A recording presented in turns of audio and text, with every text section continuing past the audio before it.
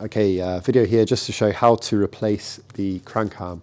So you'll need a 8mm hex key just to loosen off this screw on the axle here.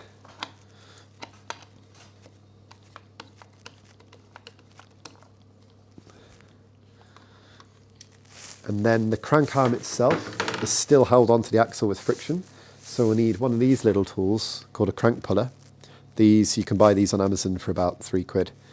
That threads into, so you want to make sure that this part here is backed all the way out like that.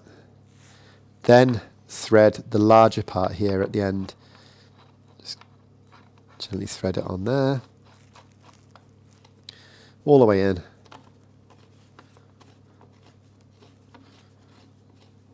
And then we're going to tighten up this part here.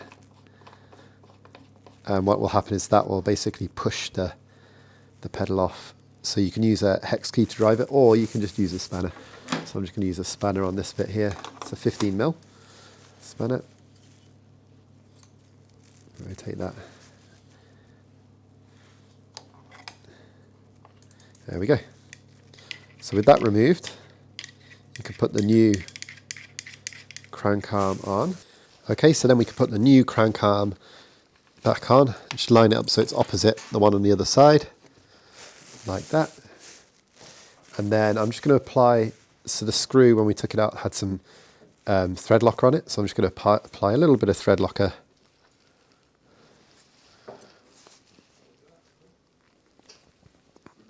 So you can get this stuff in little bottles from Toolstation or any hardware store. I'm just going to put a little drip. I think there's much left in this bottle.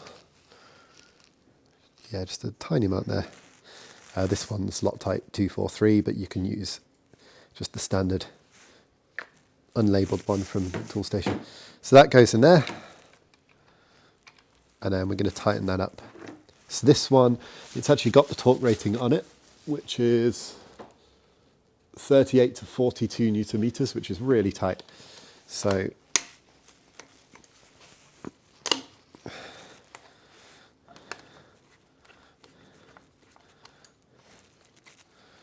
I'm going to do this up nice and tight. If you've got a torque wrench, then you can set that to 40 Newton meters. Otherwise, it's going to be a long-handled, either a wrench or a long Allen key like this, and just tighten it up pretty much as hard as you can. It's 40 Newton meters, is pretty tight.